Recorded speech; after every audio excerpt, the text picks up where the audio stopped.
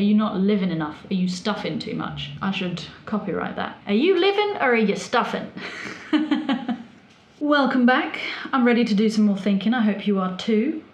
Well, I guess you could just do some listening. So there's that. Today, I want to talk about a few different things that kind of fall in the same category. But what really got me thinking about this and kind of ranting internally was the following. I should preface that it was a video I stumbled upon on social media. I have to do it in an American accent because that's how I heard it and that's how, the phrase really has its full effect.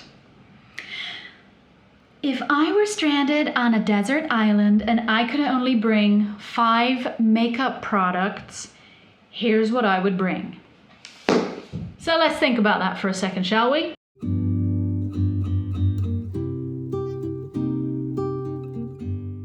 First thought, on one hand of the argument, hello, quick intermission from Jess whilst editing this podcast.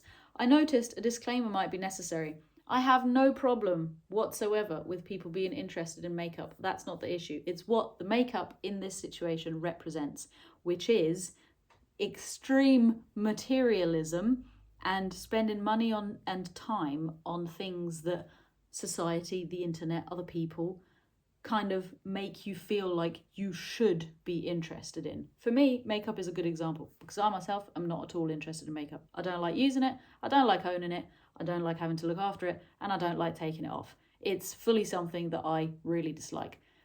For you, that might not be the case. For you, it might be journals, which I freaking love.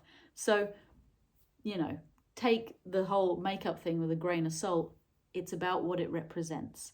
I think we have too many things in our lives nowadays that we spend a lot of money and time on, and that takes money and time away from other things that would be way more enriching.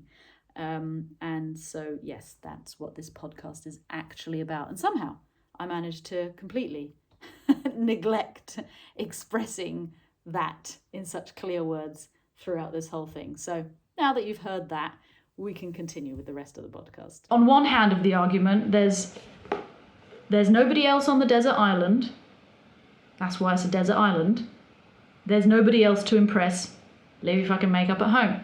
On the other side of the argument, for the people who say, I enjoy doing makeup, I like looking pretty for myself, which is completely legitimate, there's no mirrors on a desert island. You wouldn't even know. What does that say about us as a generation, as a society? Is there nothing more important that we have to talk about anymore? To be fair, I'm talking about that video, so maybe I'm part of the problem.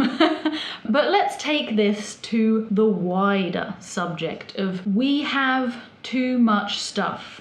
We have so much stuff that in terms of taking stuff to a desert island, we can think about makeup instead of, books. I wonder if that person could tell me the 5 books that they would bring to a desert island. I know what mine are. Very easy answer. Harry Potter 3, 4, 5, 6 and 7. Because books 1 and 2 just aren't worth it. We could talk about books, we could talk about clothing items, because at least that has some functionality. We could talk about tools. That really should have been the first thing that I said. So we've got too much stuff in our lives. If somebody said to you right now, here's a pen and paper or a pen and 10 bits of paper, I want you to write down every single item that you have in your house or apartment or life or whatever, I think the only things that you could write down or would feel good writing down are the things that you really need on a daily basis and that are essential to you. Now, I'm sure that makeup products would be on that list for most people. I weaned myself off the makeup products in 2015 just because I couldn't be bothered. For better or for worse, you be the judge, I don't really mind.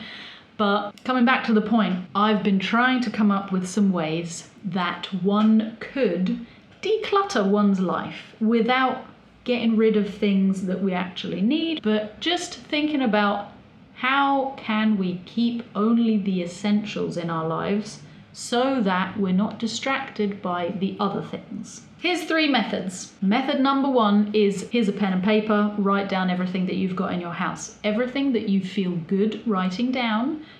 First of all, that you know you use all the time, that you can remember, it features in your daily life, those kind of things. Write them all down on a piece of paper, and then go through each room, just open the cupboards. Yeah, open the cupboards, look at what's there and think, oh, I didn't put that on the list, I didn't put that on the list. And then assess, is that something that I would feel happy putting on this list? Or is it something that, oh, actually, yeah, kind of embarrassed that I even have that? I think that could be a good way to kind of find out what items are actually important in our lives. Now, you don't have to write down, I have 10 forks and I have 7 spoons because 3 of them mysteriously disappeared. Obviously, there's things in your daily life that you just need, full stop. Perhaps it's better to take it room by room. So here's a piece of paper for the kitchen. Here's a piece of paper for the living room. Here's a piece of paper for your study. Here's a piece of paper for your bedroom, and whatever other rooms that you have in your domicile. I recently kind of did that in my bathroom. I didn't write it down on a piece of paper. I literally just went to my bathroom cupboard and I picked the things that I use on a daily basis. Like everything I touch on an at least weekly, but definitely daily basis, I put to the side, and everything else I just scooped right out into a box, shoved the box down the bottom, put my daily use and weekly use items back in the top, and I've given myself the limit of January 2025. If I need things from the box, I'll just get them out. But if I don't use those things until January 2025, then I have to chuck them, unless they are refill items for the things that I do use daily. Obviously I keep those. But if it's something that I haven't touched until 2025, which means that I've probably not touched it in 2 years, then I've got to chuck it. So that's kind of a procedural way that you could use that pen and paper method. That's number 1. Number 2, based on another thought that I had written down, don't buy a problem. It's short and sweet. Don't buy a problem. If you're in a shop or you're scrolling online and you're thinking of buying this item, and you give yourself a second to think, am I just buying a problem or am I buying a solution? Is this thing going to solve something in my daily life realistically? Is this going to solve an issue that I currently have? Or is it solving a hypothetical issue that I don't have but that I could solve with this thing, even though I don't need it right now? Or am I just gonna then have the problem of giving this thing space, real estate in my house that I'm paying for, but this thing isn't actually bringing me value back into my life?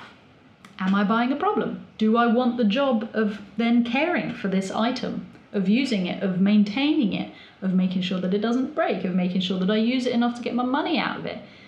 Am I buying a problem or am I buying a solution? Yeah, that about sums it up. So, number 3.